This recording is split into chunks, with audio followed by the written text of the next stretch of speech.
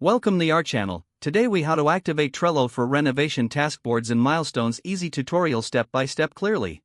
Open your Trello account and log in.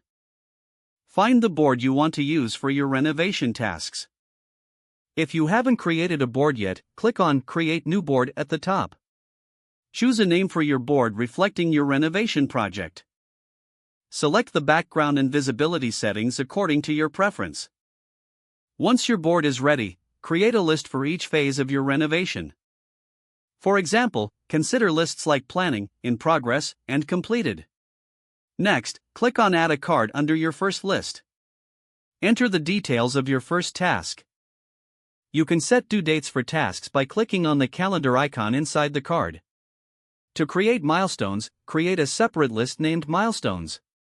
Add cards to this list for each milestone in your renovation timeline.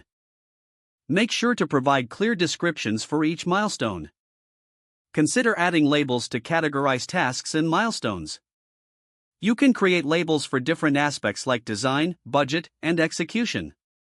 To activate checklists, open a Track Progress by checking off items as they are completed. Utilize the due date feature to keep your team on schedule.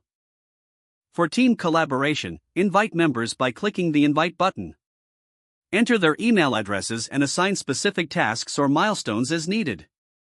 Make use of comments for team communication on each card. To visualize your progress, use the Calendar power-up. Activate the calendar by going to the Power UPS menu. After activation, your tasks with due dates will appear on the calendar view. Adjust due dates and task details as necessary to stay organized. Periodic reviews of your board will help keep the project on track. Remember to celebrate completed milestones with your team. By following these steps, you'll have a fully functional Trello board for your renovation tasks and milestones.